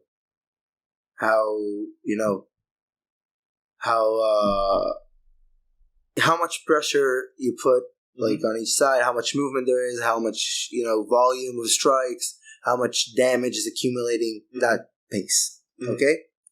Who controls the pace? Who controls the general direction of the fight? So it is the ground, standing, or on the fence, or kind of in the clinch. Who controls where it's going in that manner? Okay? And who's controlling the setups? Which is who is making who flinch, in a way. So, you take, let's say, Khabib and Conor, okay, and their fight. What was really incredible to watch there was someone who is incredible at controlling the direction of the fight and the pace against someone who is kind of the best at controlling the setups, at least at that time. That was so intriguing, at least to me, watching that fight. So when you compare it, to Oliveira and Makhachev, Oliveira will control the pace. He will make it a brawl. He'll make it crazy. He'll make the pace very, very fast unless Makhachev can really control him on the ground. That's the only option for him to control the pace. So I give the pace to Oliveira. The setups. I think Oliveira's striking is more crisp. I think the direction of the fight matters less to him a little bit, and I think that will help him control like the setups. And the direction, I think Makhachev will control that. I think they'll go to the ground and they'll fight there. But Oliveira's pace and craziness can get him a finish almost from nothing. Like, his strategy in a way is from the moment the bell rings until the fight is over, he's going to try to get a finish at every moment. Drown you. Knock you out or submit you or hurt you and then submit you and hurt you or knock you out. Whatever. Tries to kill you from the moment it starts. No setups, like, in a way that is like, you know, feeling out and all that. Like, just right to work. We're going to finish. Makhachev is also like that to a degree, but only mostly focused in wrestling, but his striking has developed tremendously. Yes, but if he takes him down recklessly, that could be his end. You know, what is he? I think he's a champion in Sambo. Yeah. I don't recall. I'm sure he is. But still, Sambo doesn't have the same submissions as Jiu-Jitsu. And Jiu-Jitsu is not like the same as like what you see in flow grappling. Like all these grappling matches like Gordon Ryan and Craig Jones, they're all incredible grapplers. But it's not the same. Because in Jiu-Jitsu, the other guy has to grapple with you. That's the game. He's not trying to get away. But in MMA, you kind of have to force your grappling. And that's what makes both of them so good. So Oliveira is really good at forcing Jiu-Jitsu finishes. So like from almost any position of fighting, on the ground or standing up, if you give him the room, he can backpack you. He can get you into a guillotine. He can get you in a triangle. He can get you in all sorts of crazy and nasty shit. Really fast. Like, it's kind of crazy how fast it is. Like, you saw the Gaethje fight? Yeah. He just, like, swept on him like a snake. Yeah. And just, like, zoop, right on his back. Oh, he's getting out. Zoop, right at a triangle. Oh, he's getting out again. Boop, right to the back and finishing him. Like, God damn, that was so smooth and fast. Like, and he was controlling the striking as like, well. Makhachev never grappled someone like that in MMA. Yeah. I'm sure of that. He's never grappled someone who moves so slickly on the ground, who can just like backpack him in a second. Like, I've never seen him have his back taken. Like, how do we know he's good at that? You know? But I've seen Oliveira's getting his back taken and then finishing the guy. Yeah. Exactly from that position. But maybe Makhachev also has that power factor, I feel like. I feel like he will be much stronger than Oliveira. And that plays a big part in that submission game of Oliveira.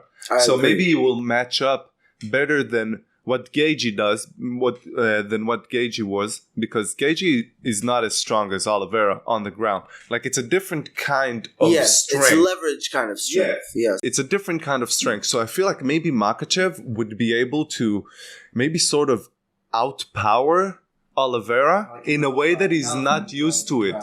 Yeah, I feel like he also has that on him. That is like his best chance. Like, if he really has that, if he can really do that, then that's what gives him the fight. If he can't do that, he's in kind of big trouble. Yeah. And Gaethje said that after the fight that he has never been hit like Oliveira hits, because hitting someone has way more to it than weight and power. It's the efficiency of the movement, the crispness, the way all the muscles work together in this wave and whip the power. And Oliveira's crosses, his hooks. And that's mainly what he does, boxing-wise. He doesn't use a lot of jabs. He's like, cross, hook, hook, cross, cross, hook, hook, cross. Like, and adds knees, teeps, and, you know, a little bit of jumping kicks and all that into it. But that's also great wrestling. Yeah, but his striking is very basic. But all of what he does, everything he does fucking perfect. And getting hit like that to the button, you know? Like right the button with that technique. It's fucking bad. Like you saw Chandler go down. Yeah. You saw Gaethje go down.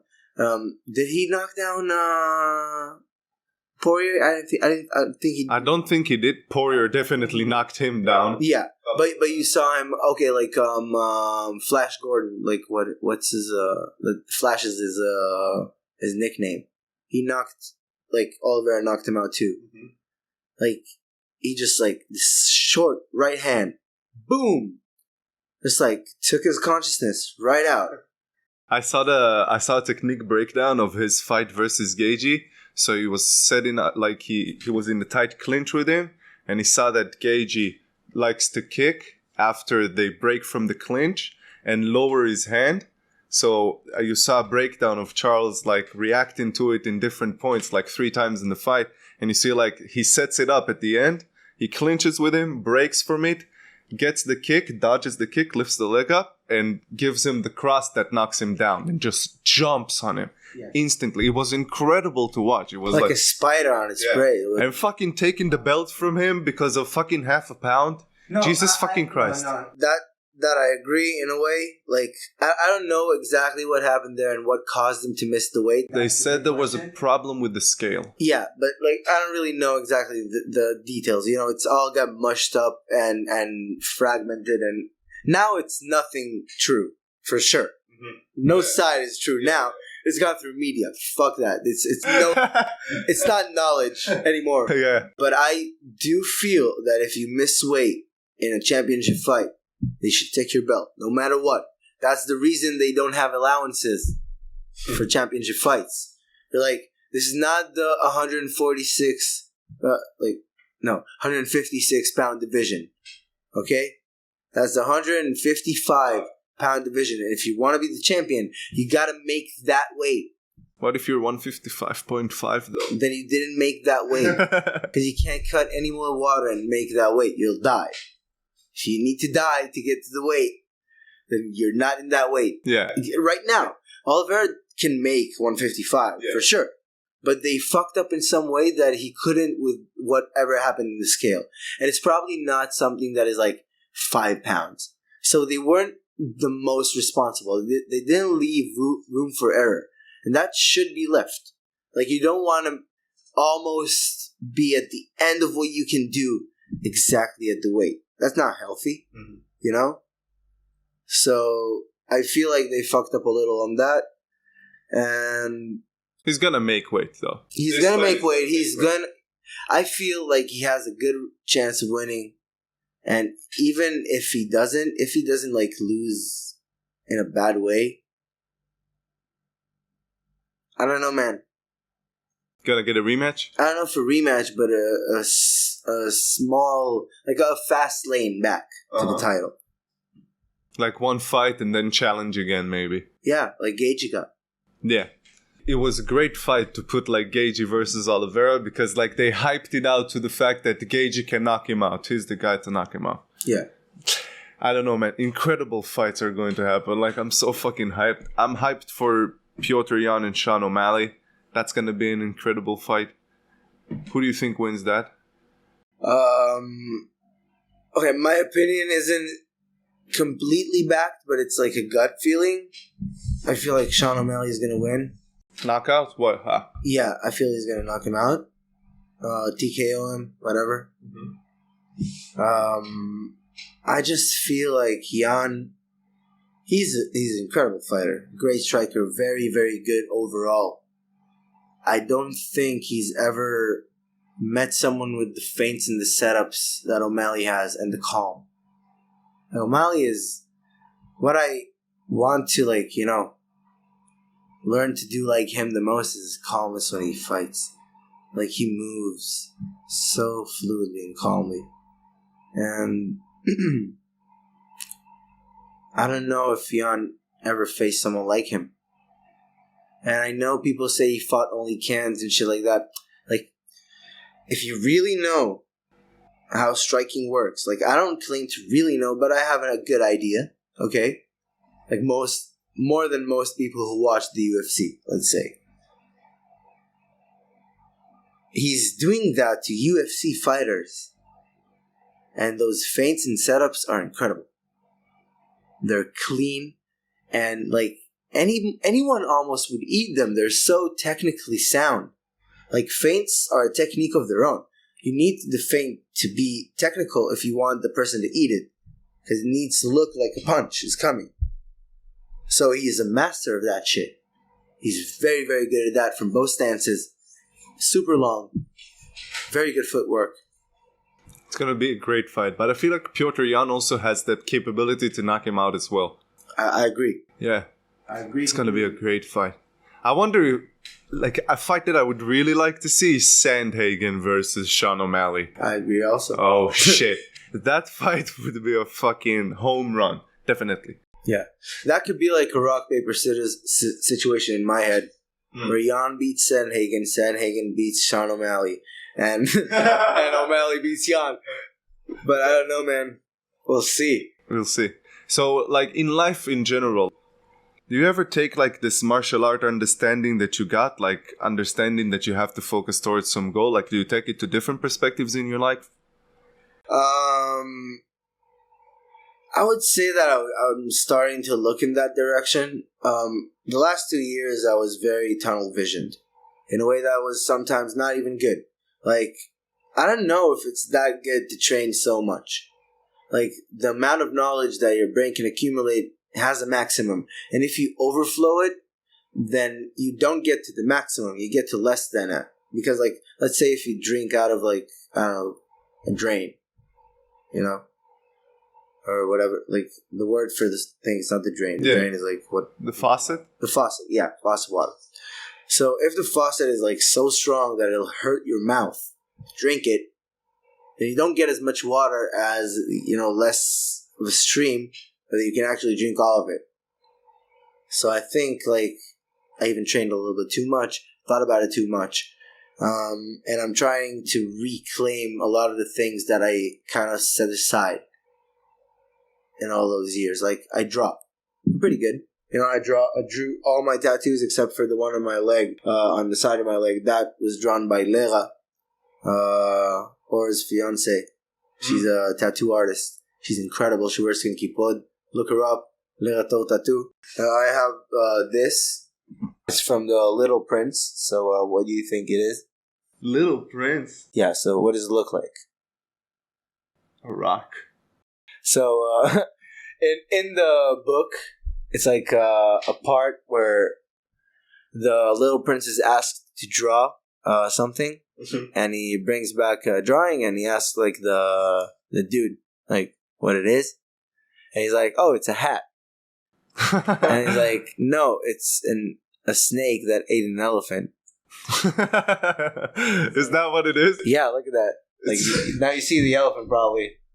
Yeah. And I also did on my leg, I have, like, this hummingbird. I also tattooed part of it, not all of it, but, like, I wanted to try. So some of it didn't work like the best, didn't, like, catch good, like the ink, but most of what I did, like, worked out pretty well. So and I have one on my back from when I was younger, like, that I drew the sketch for. What was growing up, like, moving a lot? How does it affect the way you think at stuff? Like attachment maybe, or sort of connections that you generate with people? It really depends, you know? Like, I have me and 2 sisters and a brother, so there's, like, a good experiment there, you know? And you see how each of us reacted to it differently. So for me, most of it was, at least in the younger age, I was really attached to my family, and, like, people that I knew would stick around. And I didn't make really close friends. I was, like, friendly with everybody. I knew how to, like, you know, introduce myself and talk to everyone because I moved a lot. I need to do that all the time. And I had my interests because they go with me everywhere, and I have my books and all that shit.